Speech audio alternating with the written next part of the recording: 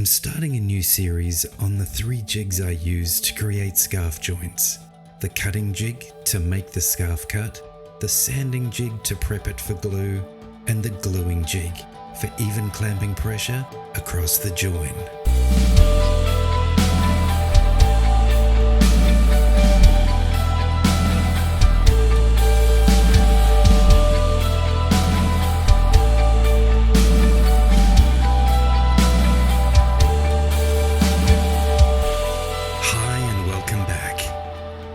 We've all seen pictures of angled headstocks that have snapped off, and that may put you off scarf joints.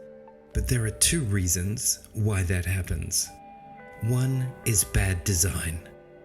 When the area isn't scarf jointed at all, creating a short grain, weak transition. And 2, where the scarf joint was made badly. I'll link to some explanations about this below. Today's jig is super simple, and although I'm cutting it out on a CNC, there's no reason why you can't make this with hand tools. I'm not going to include blueprints or CNC files this time around just because it's so intuitively obvious that you'll be able to pick it up just by me showing you. So you can see I've made a rectangle and it's got a slot in it for angle adjustment. If you only use one headstock angle, then there's no need for this slot. You can just hard set the jig. So I've drawn a very arbitrary line around my slot, and I'm freestyle routing. Haven't clamped the workpiece down, we're living on the edge right now. We're routing on the underside of the workpiece now, so any mistakes we make here aren't going to be visible. It's not important. Just trying to make a little recess that's deep enough and wide enough to accommodate the jig hardware. I've cut out a little rectangular block. You can see it attached to the hardware there.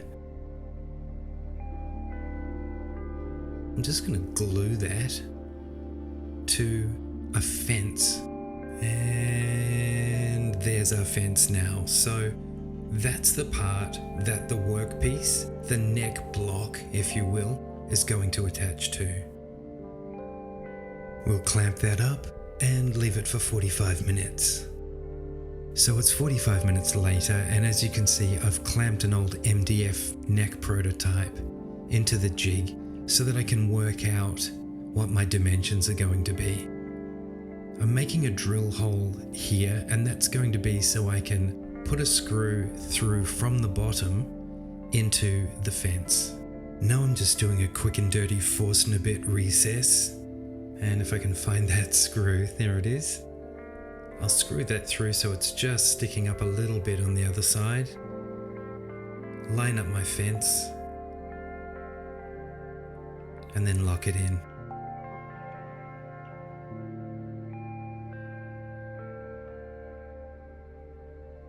You can see as I turn it over that I've made a bracket that I've attached to the fence, and that's to keep the fence at 90 degrees to the jig when it's all tightened down.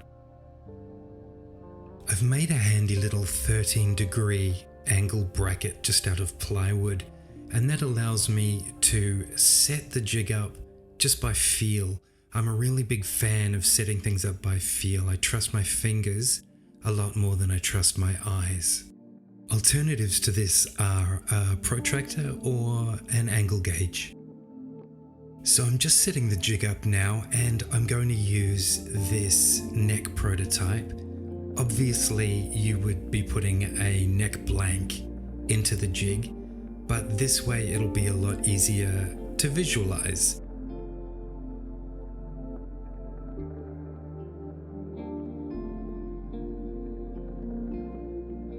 So the way it works is like this. If you have a neck blank, it's going to be one straight piece of wood like this.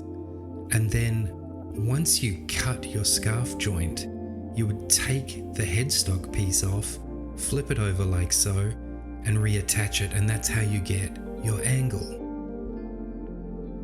So using a piece of scrap that is nowhere near big enough, I'm just going to trace out a teleblaster neck outline, and the result is this magnificent piece of hardware store pine. We've designed the back of our workpiece. Quick shameless plug there as we do a beautiful slow pan down to the workpiece. What I'm doing is I'm using my square to place the cut itself. I reflect the cut across the sides of the workpiece, and you can clearly see there that I've labelled the back so as not to confuse it with the front, which is where we are now. Extending the cut across the bottom there, and once again across the front surface.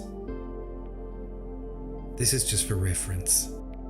So using that 13-degree angle block from before, I line it up with the line that I'd just drawn, and as I extend it back, that is our cut line. Let's go over to the bandsaw. I have the jig pushed up against the fence, and this side of the workpiece is the front, so that's the fretboard side of your workpiece. I line it up with the blade and put a couple of clamps on it to hold it in place while I'm cutting. And here we go. So obviously I would recommend that if you make this jig, you experiment with some scrap workpieces first and take it very slowly. I've got quite a deep blade on my bandsaw, and I did that on purpose so that I could do straight cuts like this. From this test I learned to cut behind my line, not into it like you see here.